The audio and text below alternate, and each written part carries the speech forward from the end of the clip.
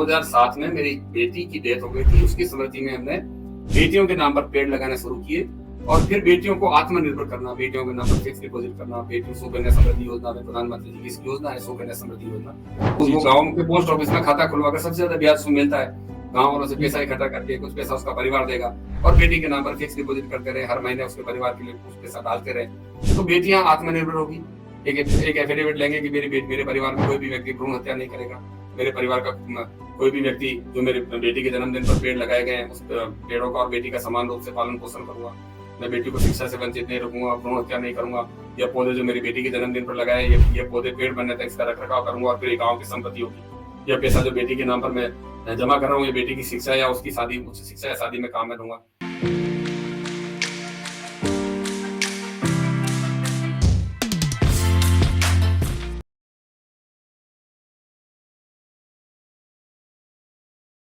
नमस्कार, मेरा नाम है सुशील सिंह और आप देख रहे हैं इकोलेस। आज हमारे साथ पद्मश्री श्री श्याम सुंदर पालीवाल जी हैं। एक इकोसिस्टम को फेमिनिज्म से जोड़ के जो एक इकोसिस्टम डेवलप हो सकता है, इसका आइडिया लेके आदरणीय पालीवाल जी आए हैं। सर, कैसे हैं आप? बढ़िया सर, एक बार हमारे सुनने वालों को, जो जनता जो सुन रही है, एक बार उनको प्लीज उनको समझा दीजिए कि किस तरह से ये इकोसिस्टम जो आपने डेवलप करने की कोशिश की है, एक काम कैसे करता है। नमस्कार। मेरे बारे में आपने बता ही दिया है। हम लोगों ने बेटी, पानी, पेड़, गोचर भूमि और वन्य जीवों को आपस में जोड़कर लोगों को इससे कैसे फायदा हो और लोग इससे कैसे जुड़े, ये काम हम लोगों ने किया है। और जैसे उदाहरण के तौर पर मेरे गांव में जितनी भी बेटियों का जन्म होता है, हर बेटी के नाम पर पेड़ लगाए जाएंगे।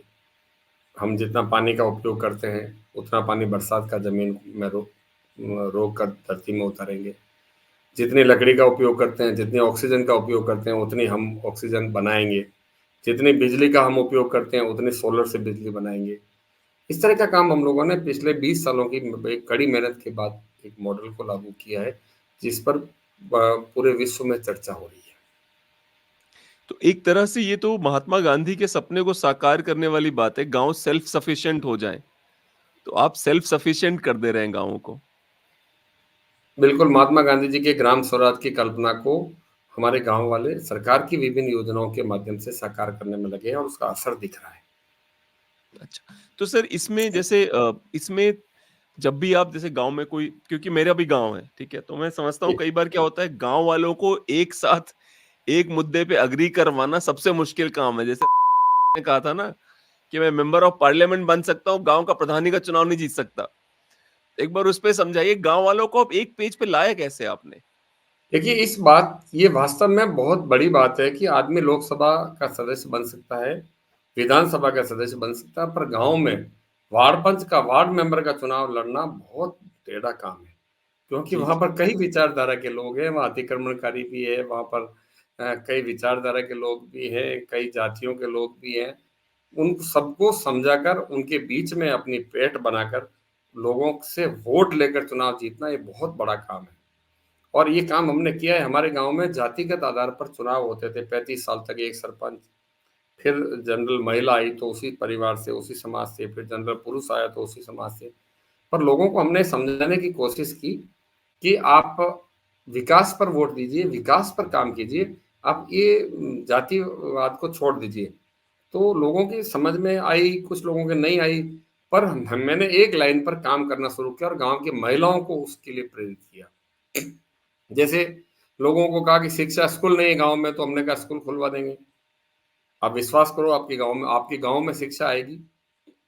और लोगों ने कहा पानी नहीं है, मैंने कहा मेरी जिम्मेदारी है, आपके घर में पानी आएगा, नल से पानी आएगा।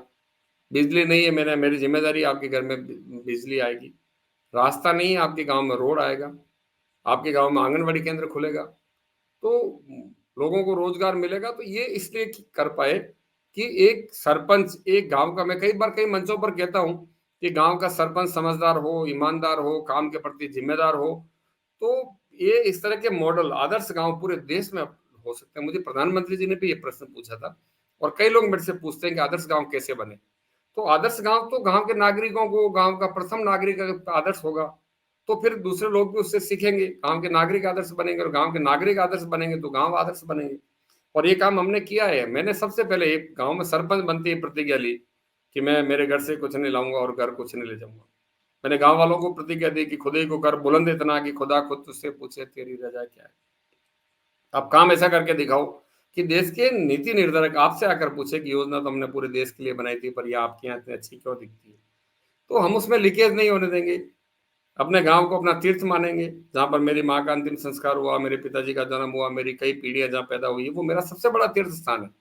और उस तीर्थ स्थान को विकसित करने के लिए सरकार पैसा देती है, और गांव का मुखिया, गांव का सरपंच ही अगर उसमें लीकेज करेगा, भ्रष्टाचार करेगा, तो फिर वो बाढ़ खेत को खाएगी। तो इस काम को हमने रोककर जीवन में ये एक तपस्वी के रूप में काम करना शुरू किया। एक पेड़ लगाना, एक फिर बेटियों के नाम पर पेड़ लगाना, जो पानी 900 फीट नीचे था उसको जमीनी स्तर पर लाना। आज गांव में पेड़ नहीं थे, आज गांव में लाखों लाखों पौधे पेड़ बन रहे हैं, और उससे लोगों को रोजगार मिल रहा है। बांस के आधारित उद्योग, आंवला से आधारित उद्योग, एलोवेरा से आधारित उद्योग। गांव में बड़ी संख्या में आम के जंगल तैयार हो रहे हैं, आंवले के जंगल तैयार हो रहे हैं गांव में, जामुन के जंगल तैयार हो रहे हैं गांव में, सीताफल दिख रहे हैं। गांव की महिलाएं जंगलों से मुफ्त के फल इकट्ठे करके अनाज के बदले बेच कर आ रही है। गांव में अच्छे पशुपालन का काम हो रहा है। तो ये सरकार से बड़ा कोई ताकतवर नहीं है, और सरकार से बड़ा कोई पैसे वाला नहीं है, सरकार से बड़ा कोई जमींदार नहीं है। तो सरकारी पैसे का सही उपयोग करके, सरकारी मशीनरी को साथ में लेकर, सरकारी जमीनों पर काम करके हमने दिखाया कि जब सरकारी जमीनों पर हो सकता है, अतिक्रमण से भरी हुई जमीनों पर हो सकता है, अतिक्रमणकारी को बेदखल किया जा सकता है, तो फिर आप भी कीजिए। और सरकार ने वहाँ ट्रेनिंग सेंटर खोल दिया, वहाँ पर एक्सियन रैंक के अधिकारी लगा दिए, पूरे देश के सरपंच वहाँ आते हैं, सीखते हैं। और ये कहते हैं कि सीसी सड़क, सामुदायिक भवन, सीमेंट कंक्रीट के अलावा भी बहुत सारा काम करने की आवश्यकता है। गांव का तीतर, मोर, खरगोश, पैंतर, बंदर, वन्य जीव भी सुरक्षित रहना चाहिए, इकोसिस्टम बना रहना चाहिए। तो ये काम हम लोगों ने किया है, और उसका असर दिखता है। और पूरे देश में आप घूमिए, अगर एक सरपंच क्या कर सकता है ये उदाहरण देखना हो आपको, तो आप विप्लांतरी आ जाइए। आप देश के किसी भी कोने से किसी सरपंच को हमारे गांव में भेज दीजिए 2 दिन के लिए, निश्चित तौर पर मैं दावे के साथ कहता हूं कि उसमें बदलाव आएगा और वो इस तरह के काम करेगा। तो ये पर सर एक और सवाल उठता है कि जब भी कोई सरपंच बनता है, जैसे मैं उत्तर प्रदेश से आता हूँ, तो उत्तर प्रदेश में अगर कोई सरपंच बन रहा है तो वो इसी सोच से बनता है कि पैसे कमाऊंगा मैं। मुझे राजस्थान का नहीं देखिए पता, पर उत्तर प्रदेश की बात देखिए कर रहा हूँ मैं। सही, आप बिल्कुल सही कह रहे हैं। वास्तव में सरपंच एक बड़े कुचक्र में फंस गया है, जो इस तरह की साजिश रचते हैं, इस तरह की काम करते हैं। गांव ग्राम पंचायत के सरकारी अधिकारी, सरकारी कर्मचारी, पंचायती राज के, जो पूरे जीवन पंचायती राज में काम करेंगे। सरपंच तो बेचारा 5 साल के लिए सरपंच बनता है, 2 साल सीखने में लग जाते हैं, और फिर 1 साल लास्ट में उसका विरोध होने में खत्म हो जाता है। सरपंच को तो ग्राम सेवक सिखाता है कि नहीं, आपको चुनाव लड़ना है, आपके खिलाफ वसूलियां होगी, ये होगा, ऑफिस खर्चा होगा, ये होगा। उससे बाहर निकलने की आवश्यकता है। आप किसी के प्रभाव में मत आइए, आप खुद जिम्मेदारी से समझिए। और आप जैसे ही ग्राम सेवक से मिलकर कुछ ले लिया, तो फिर आप निश्चित तौर पर उसमें फंस गए। तो ये सरपंचों को पद्मश्री जैसे पुरस्कार मिलना है बहुत बड़ी बात है। बहुत बड़ी, और क्या इस तरह बात के बहुत सारे लोग आज काम कर रहे हैं। उत्तर प्रदेश में भी बहुत सरपंच अच्छा काम कर रहे हैं। है। जी, जी। तो ये सबसे बड़ी बात है कि आप अपने आप को कोयले की खान से बेदाग कैसे निकालें, इस तरह का जी, काम जी। आपको करना पड़ेगा। और हम इस काम को कर रहे हैं। विरोध भी हो रहा है, अधिकारियों से भी विरोध होता है, अधिकारियों से सहयोग भी मिलता है। सभी तरह के लोग हैं, आपका सब सहयोग करने वाले लोग भी आपको मिलेंगे। विचारधारा जी, जी। लोगों के सामने रख दीजिए कि मैं ईमानदारी से गांव के लिए काम करने वाला व्यक्ति हूं, मैं जल संरक्षण करूंगा, स्वच्छता में करूंगा, मैं सब कुछ इस तरह से काम करूंगा। हमने कई तरह के नवाचार किए। हमने देश की पहली एयर कंडीशन पंचायत भवन बनाया, इसलिए बनाया कि मेरे गांव की कोई भी गरीब महिला, चाहे वो किसी भी जाति की है, वो नीचे नहीं बैठेगी, वो हमारे बराबर कुर्सी पर बैठेगी। उसको गांव, उसमें वहां की चाय मिलेगी, वहां पर नाश्ता मिलेगा, वहां पर टॉयलेट मिलेगा, वहां बैठने के लिए एक अच्छा माहौल मिलेगा। इस तरह का भवन हमने 2005 में सबसे पहले बनाया। और इसलिए बनाया कि गांव में महिला पुरुष, गरीब अमीर, ऊंच नीच का भेदभाव नहीं हो। और वो बाद में राजीव गांधी सेवा केंद्र और बाद में अटल सेवा केंद्र नाम देकर पूरे देश में लागू किए। हमने क्या बात! पंचायतों को गांव में, आप गांव में देखिए पंचायतों को, सरपंच, सचिव, पटवारी, जो सरकार विभिन्न योजनाओं के माध्यम से लाभार्थियों को लाभ देने का काम करती है, जिस एजेंसी के माध्यम से, उस एजेंसी के लोग 10 बजे 11 बजे आते हैं, और किसान जिसको सरकार लाभ देना चाहती है, महिला को लाभ देना चाहती है, विधवा को देना चाहती है, विकलांग को देना चाहती है, पशुपालक को देना चाहती है, किसान को देना चाहती है, मजदूर को देना चाहती है, वो उसको लाभ देने वाले लोग 11 बजे ऑफिस में आते हैं, और वो लाभ लेने वाले लोग सवेरे 8 बजे घर छोड़कर जाते हैं। हमने उसको बदलने का काम किया। हमने रात्रिकालीन पंचायतें शुरू की, जिसको सरकार ने रात्रि चौपाल नाम देकर पूरे देश में लागू किया। हमने लोगों के घर तक पंचायत को ले जाने का काम किया, सरकार ने उसको सरकार आपके द्वार ले जाकर कार्यक्रम किया। तो इस तरह के बहुत सारे लोग हैं। सरकार की विभिन्न योजनाओं को धरातल पर उतारकर कैसे जन सहभागिता से जोड़कर हम लोग काम करें, ये बड़ा उदाहरण आज पेश करने की आवश्यकता, और हम उस पर काम कर रहे हैं। और आज आपके सामने बैठे हैं तो पूरी दुनिया इस कामों को इसलिए देखती है कि करने कोई न कोई व्यक्ति सरकार की योजनाओं के माध्यम से गांव का समग्र ग्रामीण विकास पर काम कर रहा है।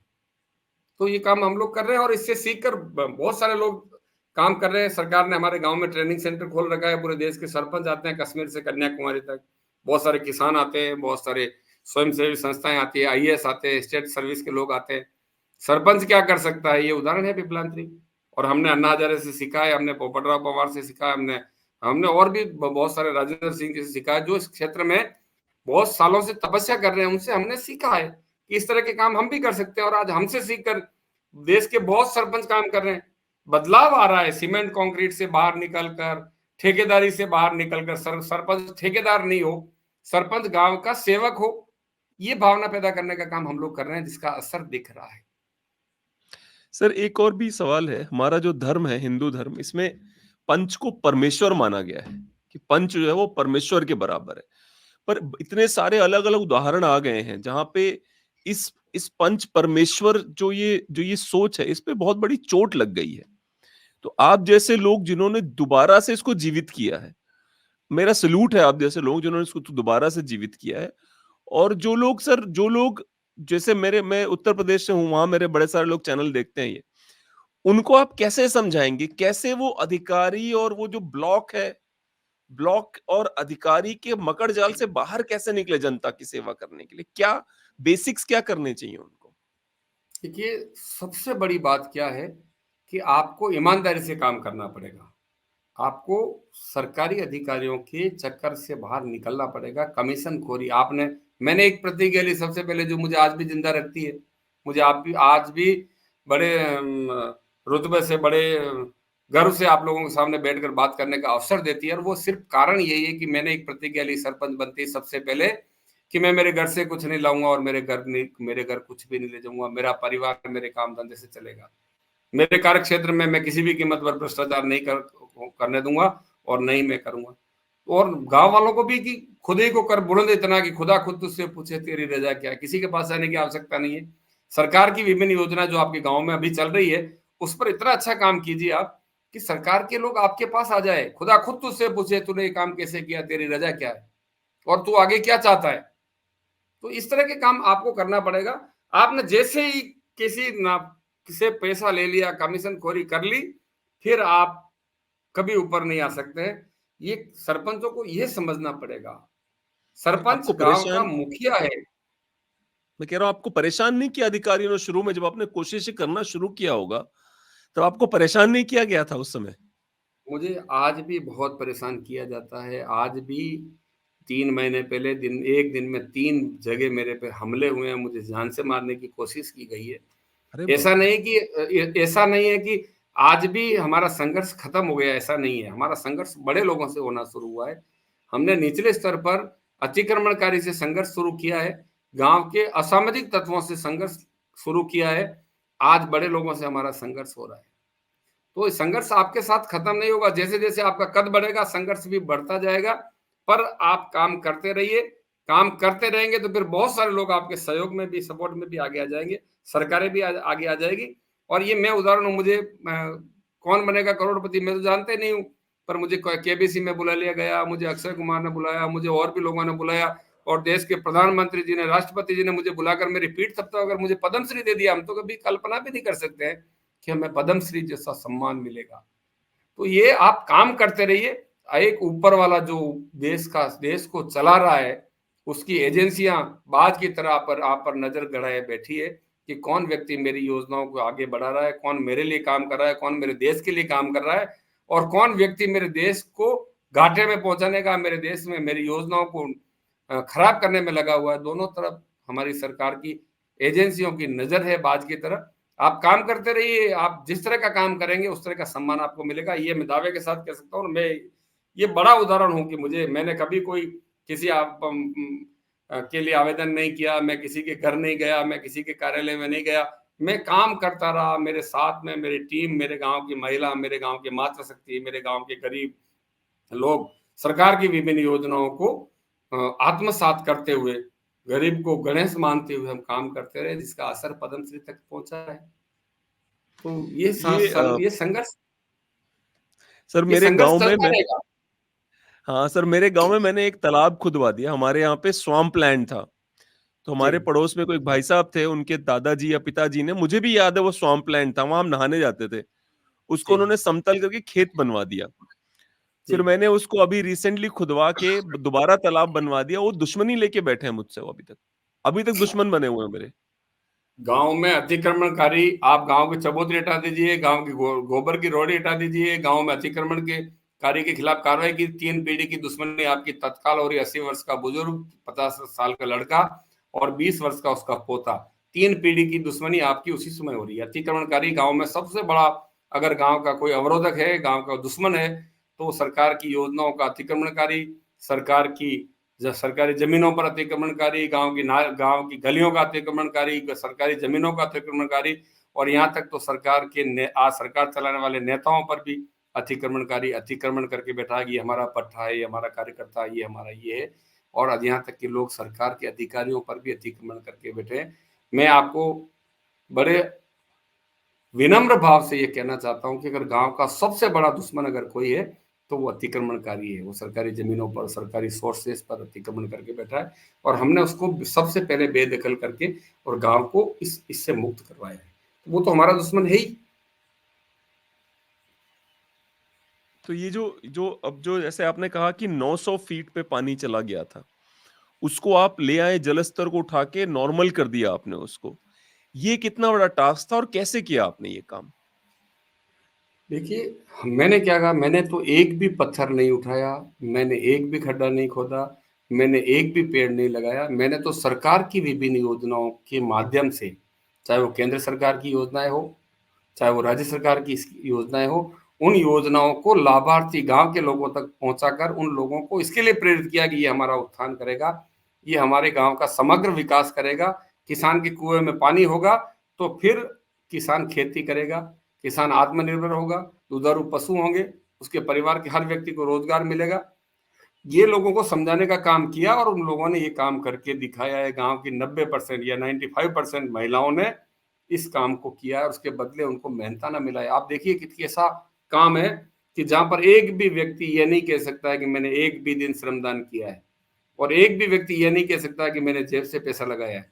सरकार की विभिन्न योजनाओं को जन सहभागिता से जोड़कर, हमने सरकार की कई योजनाओं को कन्वर्जेंस करके आपस में जोड़कर उस काम को किया है, और 20 साल से ज्यादा लंबे समय तक एक तपस्या के रूप में हमने उस काम को किया है।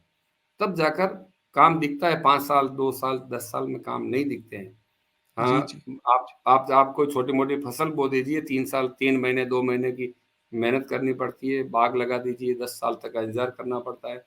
पर इस तरह के गांव तैयार करने में, वातावरण तैयार करने में सालों लग जाते हैं, सालों साल जीवन खप जाता है, तब जाकर इस तरह के गांव होते हैं। और ये बहुत बड़ा काम है। काम करने के बाद उस काम को बचा के रखना, लोगों को उसका लाभ देना। बिल्कुल बिल्कुल बिल्कुल बिल्कुल। सर मेरी ना एक एक मेरा एनजीओ है जस्ट विश करके, तो उसमें हम पेड़ लगाते हैं, तो हम हमेशा 1000 पेड़ लगाते हैं, ताकि कम से कम 365 पेड़ बच जाएं उसमें से। क्योंकि जी पेड़ लगाना बहादुरी नहीं होता, उसको बचाना बहादुरी होता है, ताकि वो बड़ा हो जाए। जी। सर आप लोग लड़कियों के लिए कुछ फिक्स डिपॉजिट करते हैं फंड्स को, सर वो क्या स्कीम है आपके गांव में? साहब, हमने सिर्फ एक विषय पर काम नहीं किया है, हमने समग्र ग्रामीण विकास, चिकित्सा, शिक्षा, शुद्ध पेयजल, गांव में बिजली हो, गांव में यातायात के रास्ते हो, गांव में कुपोषण मिटे, इस पर काम किया है।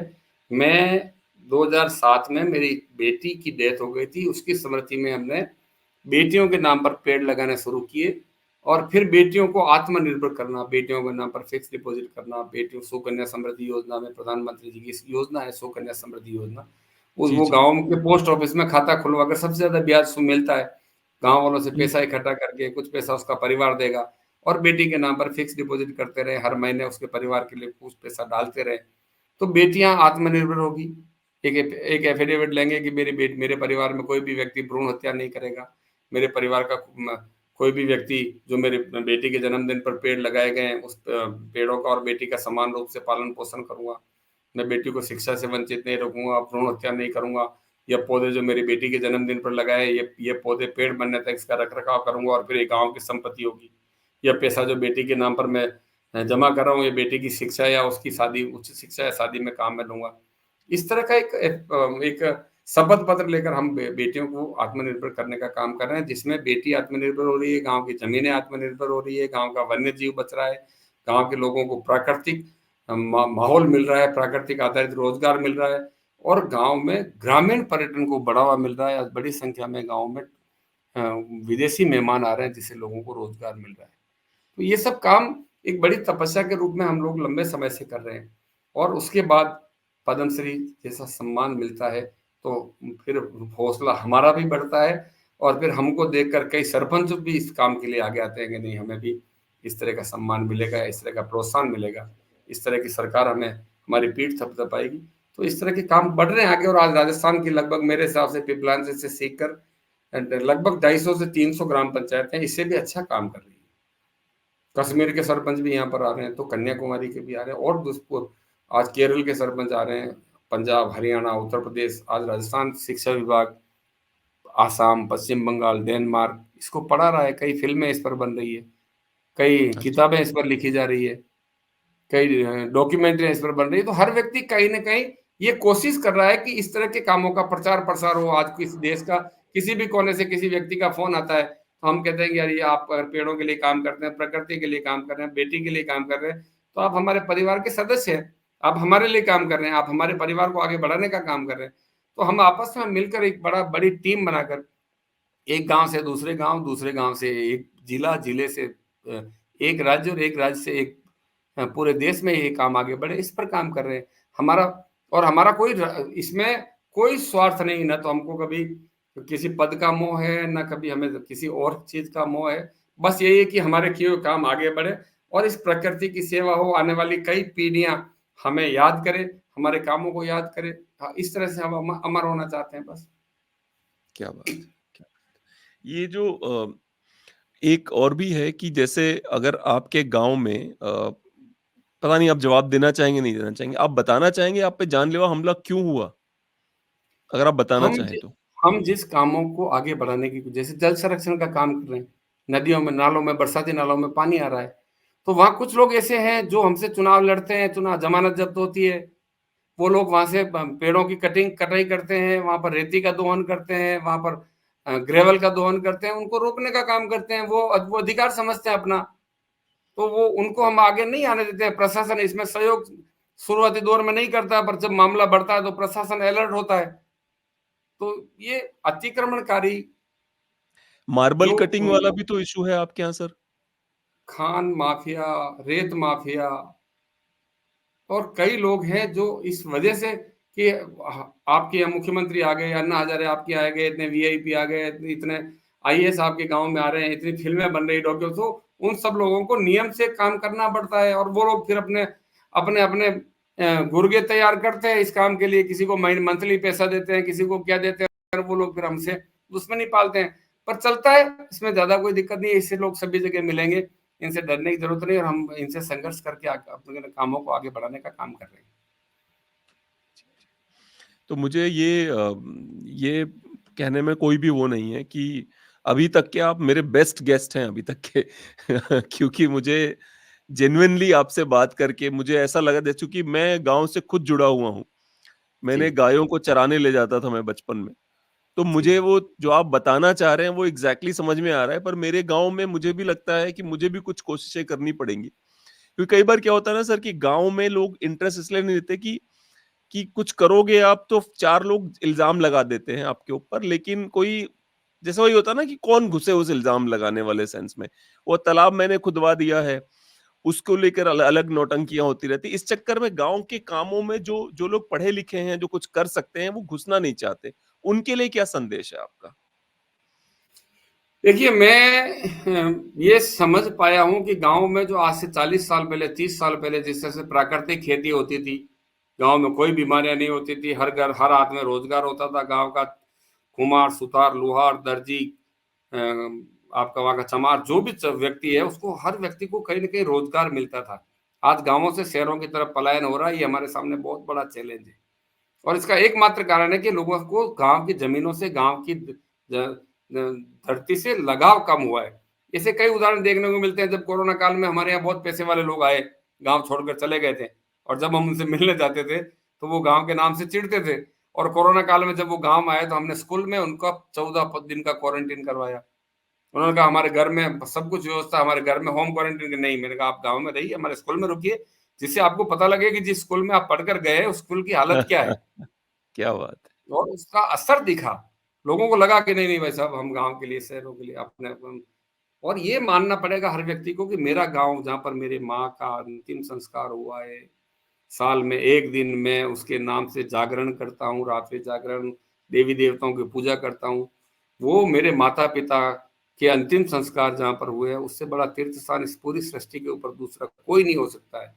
और उस तीर्थ स्थान को विकसित करने के लिए सरकार पैसा देती है, उसमें भ्रष्टाचार अगर गाँव का मुखिया सरपंच कर लेता है, तो मैं मानता हूँ इससे बड़े गलत काम कोई नहीं हो सकता है। आज से 30 साल, 40 साल पहले जो सरपंच होते थे, उनको ना तो पढ़े लिखे होते थे, पर गाँव में उनकी बात हर व्यक्ति मानता था। जी, जी। वो जो कह देते, उस बात को कोई टालता नहीं था, क्योंकि वो पंच परमेश्वर के रूप में फैसला करते थे। आज का सरपंच, सरपंच नहीं होकर ठेकेदार बनने की तरफ बढ़ रहा है। उसके ठेकेदारी के लाइसेंस हो, उसके पास खुद के ट्रैक्टर हो, जेसीबी हो, खुद के पास गाड़ियाँ हो, और वो सीमेंट कंक्रीट के काम ज़्यादा से ज़्यादा करके ज़्यादा पैसा, 30% कमीशन मिलेगा, 50% कमीशन मिलेगा।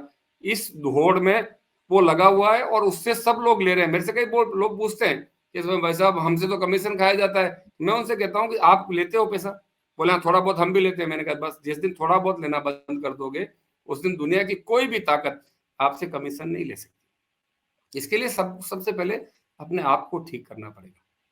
और जो पुरानी पद्धति थी, पुराने समय में ईमानदारी से जो सरपंच काम करते थे, ठेकेदार नहीं थे वो, पर आज ठेकेदार बन रहे हैं, उनको रोकने की आवश्यकता है, और उसको समझाने का काम हमारे ट्रेनिंग सेंटर में हम लोगों को, सरपंचों को सिखाने का काम कर रहे हैं। और इसका असर दिख रहा है आने वाले समय में। ऐसे पिपलांतरी जैसे कई पंचायतें देश में तैयार हो रही है, और जी, उत्तर जी, प्रदेश जी। में भी इस पर बड़ा असर दिख रहा है। उत्तर प्रदेश की कई पंचायतें बहुत अच्छा काम कर रही है, क्योंकि मैं सरपंच संवाद में मुख्यमंत्री जी ने मुझे लखनऊ में बुलाया था। अ, उत्तर प्रदेश के 26 जिलों से जो गंगा बहती है, उसके किनारे सरपंचों को मेरे गाँव में, प्रधान कहते हैं आपके वहाँ, उनको मेरे गाँव जी, में जी। भेजा कि राजस्थान का एक ऐसा गाँव है, जो वहाँ की सूखी ज़मीनों में लाखों लोगों पेड़ लगा सकते हैं। तो फिर गंगा के किनारे गंगा हरितिमा अभियान के माध्यम से हम लोग यहाँ पेड़ क्यों नहीं लगा सकते? तो इस तरह के काम पूरे देश में चल रहे हैं, पूरे देश के लोग वहाँ पर आ रहे हैं, सीख रहे हैं। और मेरे जैसा कम पढ़ा लिखा व्यक्ति भी एकमात्र काम से, एकमात्र वजह से आगे बढ़ता है कि सरकार की योजनाओं का अध्ययन करके उस पर ईमानदारी से काम करे, चाहे उससे कलेक्टर से संघर्ष करना पड़े, चाहे बीडीओ से करना पड़े, डीडीओ से करना पड़े, ग्राम सेवक से करना पड़े, या अतिक्रमणकारी से भी संघर्ष करना पड़े, तो करके काम को धरातल पर उतार कर लोगों को लाभ पहुंचाने तक उस स्कीम के पीछे पड़ा रहे। ये काम हम कर रहे हैं, और उसका असर दिख रहा है।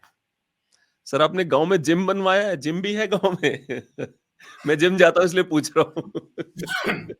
नहीं, जिम तो हम गाँव में भी नहीं बनवा पाए, पर अच्छा, हमने अच्छा। सरकार को इस बार प्रपोज़ल भेजे हैं। हमने तो गाँव को बिल्कुल धरातल, रसातल में पहुँचे हुए गाँव को ऊपर लाने का काम किया है।